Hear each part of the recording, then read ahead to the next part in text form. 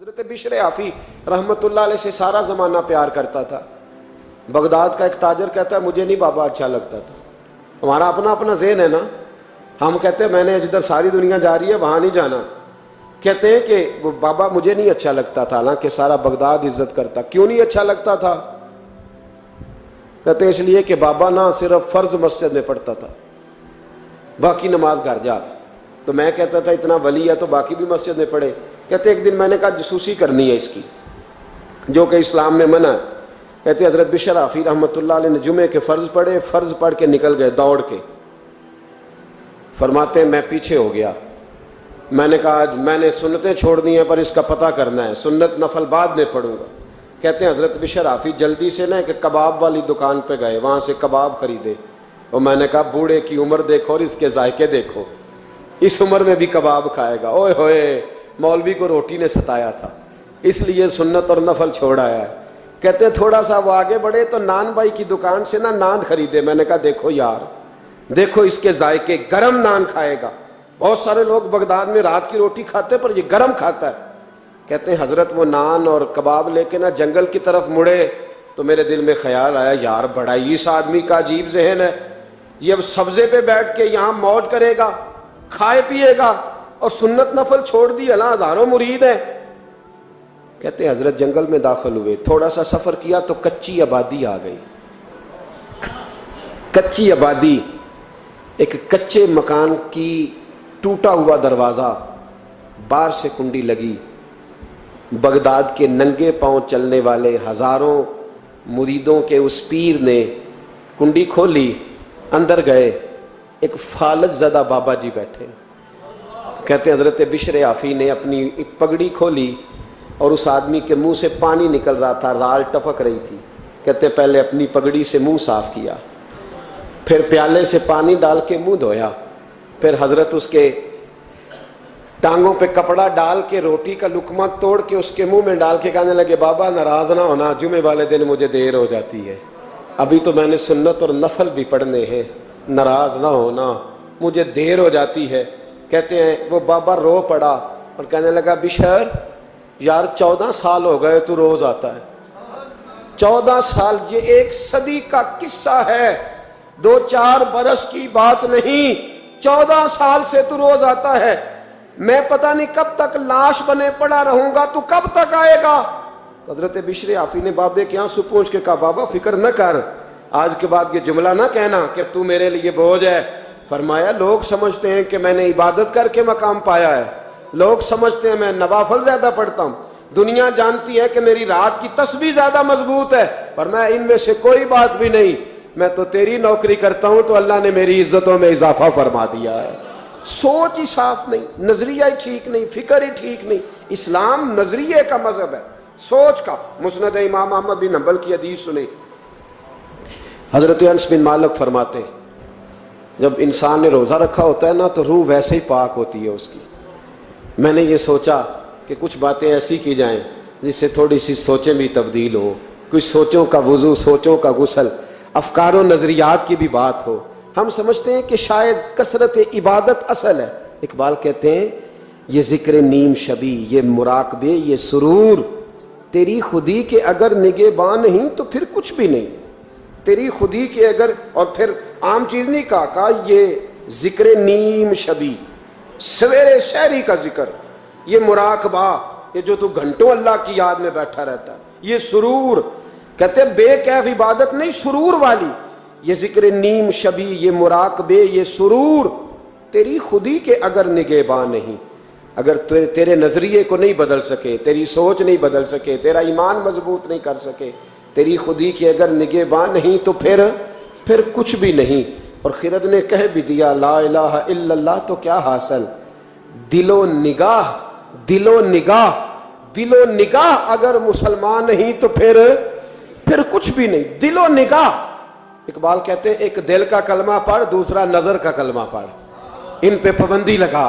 دل و نگاہ اگر مسلمان نہیں تو پھر تو کچھ بھی نہیں, کچھ بھی نہیں. حضرت انس بن مالک کہتے ہیں میں حضور کے پاس بیٹھا تھا, حضرت عبداللہ ابن عمر بھی بیٹھے تھے, کوئی بات ہو رہی تھی, ایک حجرے میں بیٹھے تھے, دروازے پہ دستک ہوئی. مسند امام احمد میں حدیث ہے نبی پاک علیہ السلام نے فرمایا انس دروازہ کھولو، دروازے پہ وہ بندہ ہے جس کو اللہ بغیر حساب کتاب جنت عطا فرمائے گا، وہ بندہ ہے دروازے پہ۔ حضرت انس بن مالک کہتے ہیں میں نے دروازہ کھولا تو بندہ دیکھا، غریب سا ایک انصاری صحابی، اور بندہ بڑا سادہ، وضو تازہ کر کے آیا ہے تو پانی کے قطرے داڑھی سے بہہ رہے ہیں، اور چمڑے کے جوتے اس نے لپیٹ کے نا تو بغل میں چھپائے ہوئے، آ کے اتحیات کی حالت میں بیٹھا، حضور سے دو چار باتیں کی، چلا گیا۔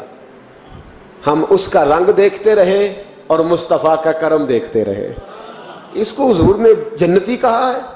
کہتے ہیں اگلے دن اسی ٹائم اسی وقت ہم حضور کے پاس بیٹھے تھے، پھر دروازے پہ دستک ہوئی، حضور نے فرمایا دروازہ کھولو، دروازے پہ وہ بندہ ہے جسے اللہ بغیر حساب کتاب جنت عطا فرمائے گا، بغیر حساب۔ کہتے ہیں دروازہ کھولا، اور جیسے ہی میری نظر پڑی، بندہ بھی وہی ہے جو کل آیا تھا، اور انداز بھی وہی ہے جو کل تھا، اسی طرح پانی کے قطرے، اسی طرح جوتے بغل میں، السلام علیکم، کل حضور فلاں بات کی تفصیل پوچھنی مجھ سے رہ گئی تھی، غلطی ہوگی، دوبارہ آیا ہو۔ اس نے اپنی گفتگو کی، چند جملوں میں بات سمیٹی، چلا گیا۔ فرماتے ہیں اتفاق کی بات کہ دن تیسرا، بندے بھی ہم دونوں، میں اور عبداللہ ابن عمر، حضرت انس بن مالک کہتے ہیں دونوں بیٹھے تھے، سیم ٹائم سیم ڈے۔ پھر دستک ہوئی، حضور نے فرمایا دروازہ کھولو، اور مسکرا کے فرمایا دروازے پہ وہ بندہ ہے جسے اللہ بغیر حساب کتاب جنت عطا فرمائے گا۔ کہتے ہیں کھل اٹھے ہمارے چہرے، باہر گئے، دستک ہوئی تھی، دروازہ کھولا۔ فرماتے مجھے یقین تھا وہی ہوگا جو 2 دن پہلے آیا تھا، اور میرے یقین کے مطابق ہی کام ہوا، وہی بندہ تھا جو کل بھی تھا، جو پرسوں بھی تھا، حالت اور کیفیت اور انداز بھی وہی تھا۔ پانی کے قطرے بہ رہے ہیں، اور اس شخص نے جوتے بغل میں دبائے ہوئے خدمت میں حاضر ہوا، بیٹھ گیا، بات چیت کی، چلا گیا۔ حضرت انس بن مالک کہتے ہیں تھوڑی دیر ہوئی تو حضور بھی تشریف لے گئے۔ حضرت عبداللہ ابن عمر مجھے کہنے لگے یار ویسے کتنے اس کے نصیب ہیں، کتنے نصیب ہیں، کوئی آیا لے کے چلا گیا، کوئی آیا لے کے چلا گیا، کوئی عمر بھر بھی نہ پا سکا، میرے مولا تجھ سے گلہ نہیں، یہ تو اپنا اپنا نصیب ہے، یہ تو اپنا اپنا، اور نہ کسی کے حال پہ طنز کر، نہ کسی کے غم کا مذاق اڑا، وہ جسے چاہے جیسے نواز دے، یہ مزاج لطف رسول ہے صلی اللہ تعالی علیہ وسلم۔ کہتے ہیں ہم لوگ گفتگو کرنے لگے، عبداللہ ابن عمر مجھ سے کہنے لگے یار ویسے پتہ کرنا چاہیے یہ کون سا عمل کرتا ہے، پتہ کرنا، جیسے ہم نہیں پتہ کرتے کہ یہ بندہ بڑا چمک گیا، پتہ کرو کون سا کاروبار کرتا ہے، ذرا اس کی جاسوسی تو کرو۔ اور بندے بھی بڑے سمجھدار ہیں، وہ سائیڈ بزنس نہیں بتاتے، وہ کہتے ہیں وہ جو میرا علیحدہ ہے وہ نہیں بتانا، کہیں یہ نہ شروع کر لے۔ حالانکہ انسان کے پاس جو خوبی، جو اللہ نے اسے دولت دینی ہوتی ہے، وہ اپنا اپنا نصیب ہوتا ہے، وہ گھر میں بیٹھے بھی اللہ عطا کر دیتا۔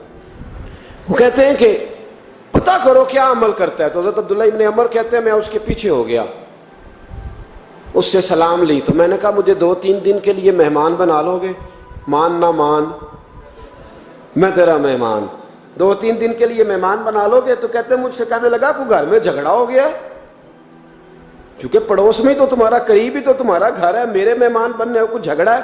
تو میں نے کہا چلو ایسے ہی سمجھ لو، پر مجھے مہمان بنا لو۔ کہتے ہیں میں 3 دن اور 3 راتیں اس شخص کے ساتھ رہا، وہ کتنا صدقہ کرتا ہے میں نوٹ کرتا رہا، نماز کتنی پڑھتا ہے، اس کا کیا، میں چاہتا تھا کہ وہ عمل مجھے ملے۔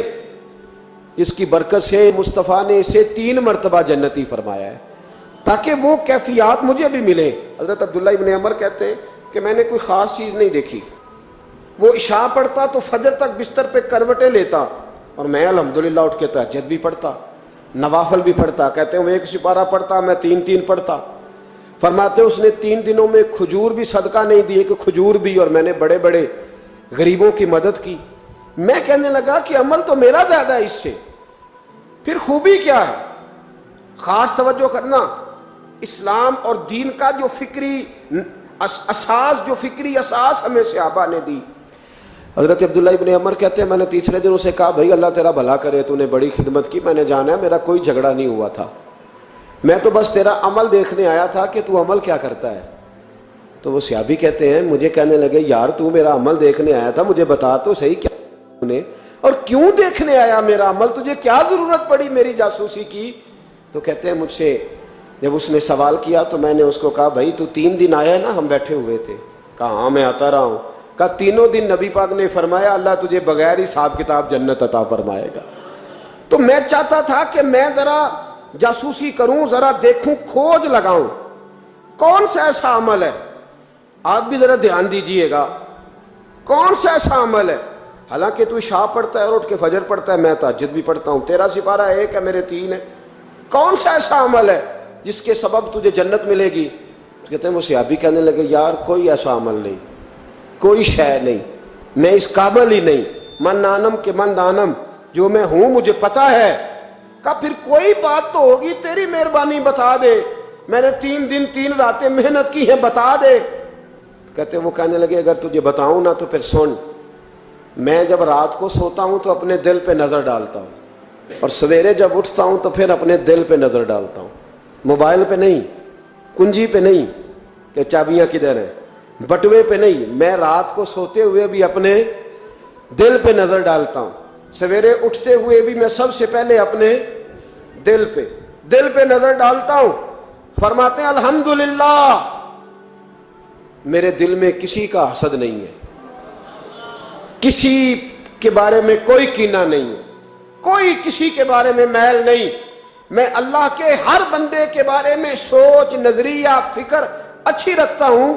اور فرمایا میں تیرے بارے میں بھی عبداللہ یہی سوچتا ہوں کہ تو مجھ سے زیادہ نیک ہے. الحمدللہ اس وقت بھی میرا ذہن یہ ہے کہ انس بن مالک مجھ سے زیادہ پرہیزگار ہے. اس وقت بھی میری سوچ یہ ہے کہ محبوب کے سب صحابہ میں سب سے کمزور میں ہی ہوں. نبی عبداللہ ابن عمر کہتے ہیں میں نے اس کا ہاتھ چوما, میں نے کہا سمجھ آ گئی ہے, تیرا نظریہ, تیری سوچ پکی اور سچی مسلمان ہے.